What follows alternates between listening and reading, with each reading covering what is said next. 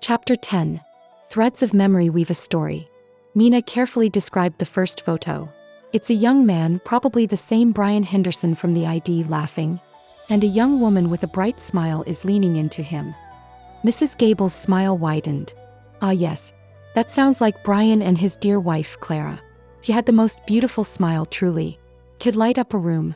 And Brian, he was always so serious about his work, but around Clara he just melted. He'd laugh, really laugh, from the bottom of his stomach.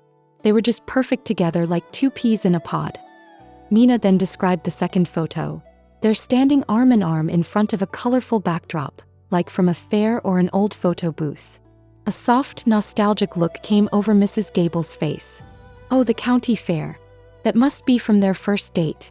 Brian told me once many years ago that they went to the county fair on their very first date. He won her a giant stuffed animal at the ring toss and they took those cute pictures in the photo booth. He said it was the happiest day of his life meeting her. She dabbed at the corner of her eye with a tissue. Claire, she was a gem. A real sweetheart. Mina felt a sting in her chest as she realized Mrs. Gable was referring to her in the past tense, as if she were no longer alive. The photos were even more important than she had imagined. They weren't just old pictures. They were a piece of someone's most cherished memories. This was about love and loss. Mrs. Gable continued, lost in her memories. Things were so different back then. You could go to the movies with just $1. And that dollar would get you not just the movie but a big bag of popcorn, a box of candy and a soda too. Imagine that. Kids these days wouldn't believe it. She chuckled softly. And we'd walk everywhere. No fancy cars for us. We'd walk for miles just talking, laughing. It was a simpler time. Life moved a little slower and people had more time for each other. No smart pads or tic-tacs. The three kids gave out a small laugh, trying not to offend her about her small mistakes. She took another sip of lemonade. And my piano lessons. I started taking them at Harmony Music when I was just a girl. Miss Eleanor Vance, she ran the place. A strict teacher but very fair. She always said I had a good ear, but my fingers were like little hammers. Mrs. Gable wiggled her fingers, now gnarled with arthritis. Now they don't move like they used to. My old piano just sits there, silent. It makes me a little sad sometimes. Mina and Rohan listened, captivated. It was like stepping back in time with a real lifetime machine. Mrs. Gable was right, it sounded like a different world and she had no problem to go on and on about it.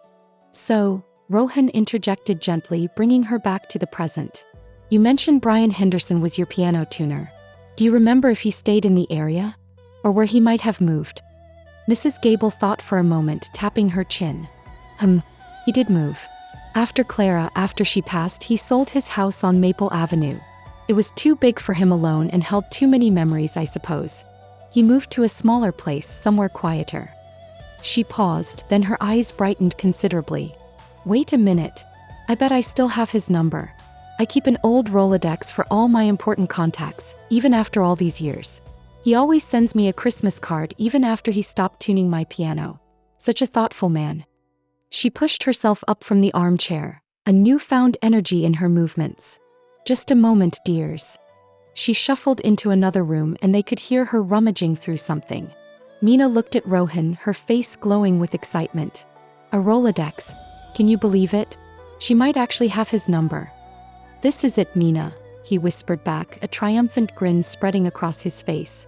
This is the golden ticket.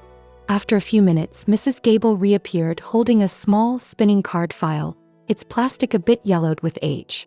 She carefully spun through the cards, her finger tracing the names. Here it is. Henderson Brian. She read aloud a phone number and a new address.